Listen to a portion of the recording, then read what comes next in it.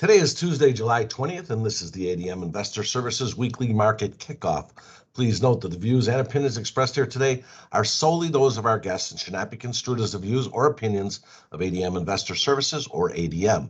Today's guests are Steve Freed, Vice President of Grain Research at ADMIS, and Alan Bush, ADM Investor Services Senior Financial Economist. Steve, the grain markets continue to be quite volatile. Why? Well, I think it's a few reasons. Number one, right now, the dry weather across the Midwest is only about 20% of the corn and soybean acres. Also, our export sales pace for new crop has slowed. And then you have so much news in the outside markets, and the algorithm machines tend to trade headlines like they did yesterday. Steep losses in the soybean market when crop conditions and S&Ds didn't change. It was just the news of the day. I think, though, down the road, volatility is going to increase even more because this ridge that's in the Dakotas, if the sea surface temperatures in the Pacific cool, this ridge will expand into the western Corn Belt for the month of August. What do the next 2 weeks look like in regard to Midwest weather, Steve? Well, is that the primary focus? It will be. It's going to be hot and dry. The USDA has 65% of the corn rated good to excellent, 60% of the beans, and only 11% of the spring wheat. So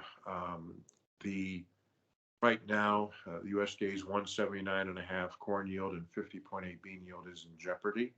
And things are so tight that if we bring the yields down from those levels, we should see higher prices. It's just that the managed funds will not buy this market unless they see the yields come down or unless they see business from China, especially in the corn market.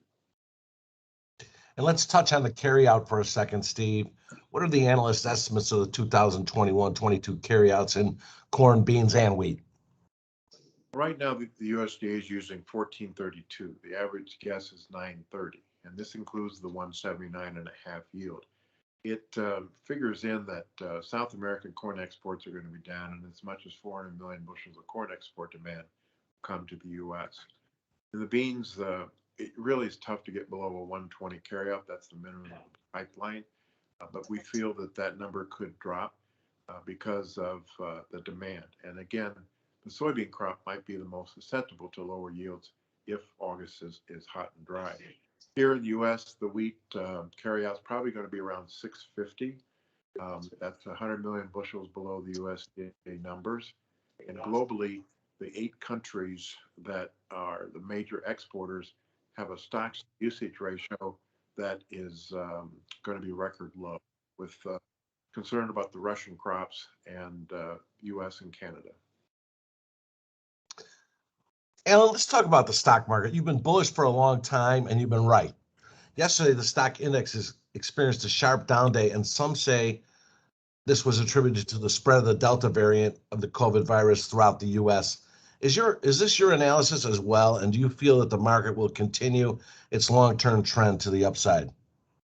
Well, absolutely. The prospects of a weaker global economy finally were realized by the investment community as stock index futures came under so much pressure yesterday. But as you can see, there's a very sharp advance today. And it appears that traders now looking a little bit farther out into the future as the global economy apparently is weakening, that central banks will respond with at least a tendency toward removing the accommodation more slowly.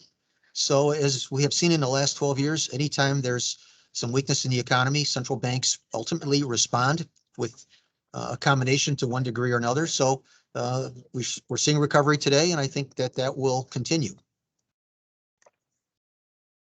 The metals market, Alan, gold in particular, is outpacing the silver market. Why is that?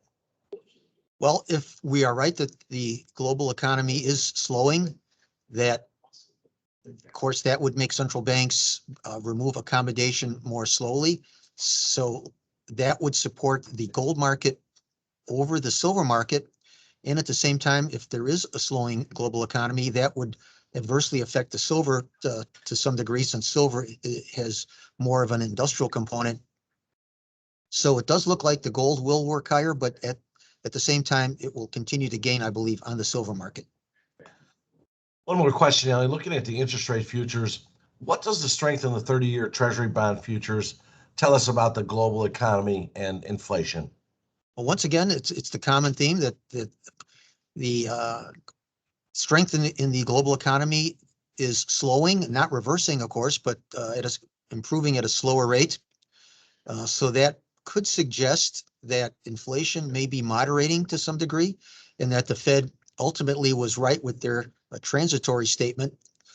So that would also imply that the interest rate futures markets will continue to advance, especially at the long end of the curve, namely the 30-year Treasury bonds. And Alan, just one more question in regard to the U.S. dollar. What's the outlook in the U.S. dollar, and how can that affect the U.S. economy? Well, if the global economy is slowing, that would suggest that interest rate differential expectations would really not benefit any one currency over the other. However, the dollar has benefited by flight to quality flows, and I think that will be a theme that continues for quite some time. So that is the dominant fundamental, flight to quality flows for the dollar, and that I believe will continue to support the dollar index over the next couple of weeks, month or so. So additional gains in the dollar index, I believe, are very likely.